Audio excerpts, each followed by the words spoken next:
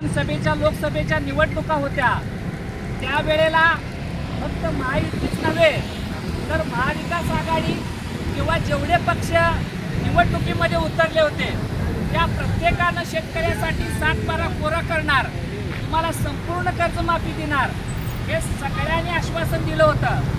परंतु आज सरकार बहुमताने सरकार आलं। आज सरकार मिळाल्यानंतर जे महायुतीचे पक्ष आहेत, जेवढे घटक पक्ष आहेत आणि महायुती आहे, ज्या वेळा सरकार स्थापन झालं त्याच्या काही 3 ते 4 महिन्यामध्ये या सरकारला शेतकऱ्यांचा विसर पडलेला आहे। शेतकरी अशी जमात आहे जी संघटित नाही, ज्याला आपण भुलवलं का भुलू शकते आणि ते आपल्याला काही करू शकत नाही, की हवा या सरकारच्या डोक्यामध्ये गेलेली आहे। आणि सरसकट कर्जमाफी देणार माननीय मुख्यमंत्री देवेंद्रजी फडणवीस यांनी आपल्या भाषणामध्ये सांगत असताना एकदा पण म्हटले नव्हते शेतकऱ्यांचा 7-12 कोरा कोरा कोरा करणार असं 3 वेळेला म्हटले होते।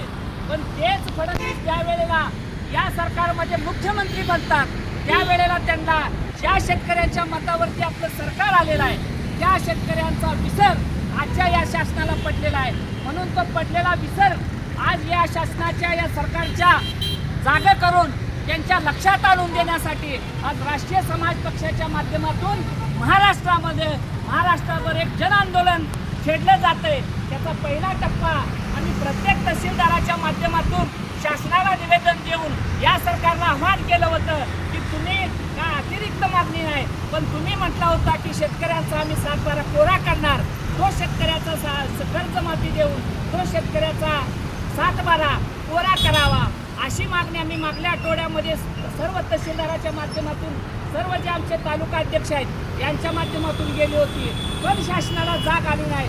म्हणून आम्ही हा दुसरा टप्पा आज प्रत्येक जिल्हाधिकारी कार्यालयासमोर प्रत्येक जिल्ह्याच्या सर्व पदाधिकारी आणि कार्यकर्ते शेतकरी यांच्या वतीनं आम्ही एक दिवशी हे धरणे आंदोलन करतोय आणि याच्या माध्यमातून अजून आम्ही शासनाला आवाहन करतोय की तुम्ही शेतकऱ्यांना जो शब्द दिलाय आणि जो शब्द दिला त्या शब्दासाठी शेतकऱ्यांनी तुम्हाला असं भरघोस असं मतदान देऊन तुम्हाला आज सरकारमध्ये आणून तुमचं सरकार केलं, पण तुम्ही या शेतकऱ्यांचा संपूर्ण कर्जमाफी देऊन शेतकऱ्यांचा तुम्ही 7-12 कोरा केला पाहिजे।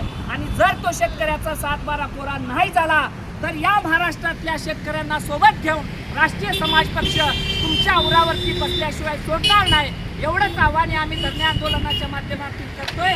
तुम्हाला शेतकऱ्याची कर्जमाफी करावीच लागेल, नाहीतर आता धरणे आंदोलन केलंय, येत्या काळामध्ये आम्ही सर्व शेतकऱ्याला एकत्र घेऊन तुम्हाला रस्त्यावर सुद्धा या मंत्र्यांना फिरायचं मुश्किल करून एवढं आव्हान आणि एवढा शब्द आम्ही या धरणे आंदोलनाच्या माध्यमातून देतोय।